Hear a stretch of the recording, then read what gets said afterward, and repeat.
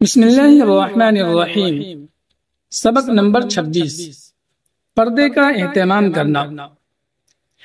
اسلام نے عورتوں کے لیے پردے کا جو نظام بنایا ہے وہ انسانی فطرت کے مطابق بہت اہم اور ضروری ہے۔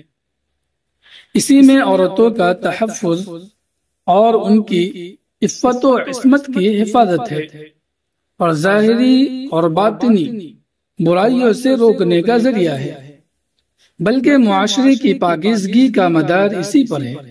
اسی لیے تمام عورتوں کو خوب اچھی طرح پردے کا اہتمام کرنا چاہیے۔ قرآن و حدیث میں پردے کی بڑی تاکید آئی ہے۔ اللہ تعالیٰ کا ارشاد ہے، اور اپنے گھروں میں قرار کے ساتھ رہو اور غیر مردوں کو بناؤ سنگھار دکھاتی نہ پھرو، جیسا کہ پہلے جاہلیت میں دکھایا جاتا تھا۔ ایک دوسری جگہ اللہ تعالیٰ نے ارشاد فرمایا، اے نبی، آپ اپنی بیویوں، اپنی بیٹیوں اور مسلمانوں کی عورتوں سے کہہ دو کہ وہ اپنی چادریں اپنے منہ کے اوپر جھکا لیا کرے۔ اور حضور صلی اللہ علیہ وسلم نے فرمایا، عورت چھپا کر رکھنے کی چیز ہے۔ یہ بات یقینی ہے کہ جب وہ اپنے گھر سے باہر نکلتی ہے تو اس کو شیطان تکنے لگتا ہے، اور بلا شبہ عورت اس وقت اللہ تعالی سے سب سے زیادہ قریب ہوتی ہے جبکہ وہ گھر کے اندر ہوتی ہے۔ اس سے معلوم ہوا کہ عورتوں کے لیے اصل جگہ ان کا گھر ہے، اور گھروں میں ہی رہنا ان کے لیے نیکی و بھلائی، ان کی عفت و عصمت کی حفاظت اور شیطانی نگاہوں سے بچاؤ کا ذریعہ ہے۔ اگر کبھی سخت ضرورت کے تحت گھر سے باہر نکلنا پڑے تو پردے کا خوب خیال رکھیں۔ صحابیات پردے کا بڑا اہتمام کیا کرتی تھی۔ جب قرآن میں پردے کا حکم نازل ہوا تو ان عورتوں نے فوراً اپنی موٹی سے موٹی چادروں کو پھاڑ کر دوپٹے بنا لیے تاکہ جسم کا کوئی حصہ نظر نہ آنے پائے۔ حدیث کی کتابوں میں یہ واقعہ لکھا ہے کہ ایک مرتبہ ام خلاد نامی ایک عورت کا لڑکا جنگ میں شہید ہو گیا تھا۔ وہ اس کے متعلق دریافت کرنے کے لیے حضور صلی اللہ علیہ وسلم کے پاس نقاب پہن کر آئی۔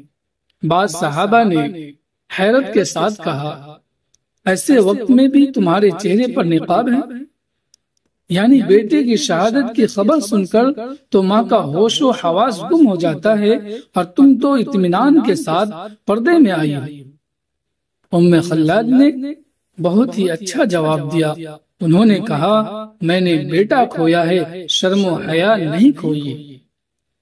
اسی لیے گھر کے مردوں کا فرض ہے کہ اپنی بیویوں، بیٹیوں اور بہنوں کو شرعی پردے کا پابند بنائے، اور انہیں بے پردہ گھر سے باہر نہ نکلنے دے۔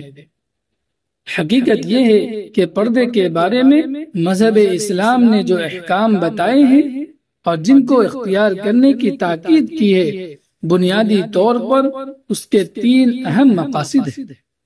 پہلا یہ کہ عورتوں اور مردوں کے اخلاق کی حفاظت کی جائے اور ان برائیوں کا دروازہ بالکل بند کر دیا جائے جو بے پردگی کی وجہ سے پیدا ہو سکتی ہے۔ دوسرا یہ کہ مردوں اور عورتوں کے کام کاج کا دائرہ الگ الگ ہو، تاکہ عورتوں کے ذمے جو کام ہیں ان کو وہ یکسوئی کے ساتھ پورا کر سکے، اور جو کام مردوں کے حوالے ہیں ان کو وہ آرام سے نبھا سکے۔ تیسرا یہ کہ گھر اور خاندان کے نظام کو مضبوط اور محفوظ کیا جائے۔ یہ وہ مقاصد ہیں جو اسلام کے احکام پر عمل کیے بغیر حاصل نہیں ہو سکتے۔ یہ اسلام کی خوبیوں میں سے ہے کہ وہ عورتوں کو مکمل حقوق بھی دیتا ہے، اور اس کے ساتھ ہی گھر اور خاندان کے ماحول اور اس کے نظام کو مثالی بنانا چاہتا ہے۔ اللہ ہمیں عمل کی توفیق عطا فرمائے۔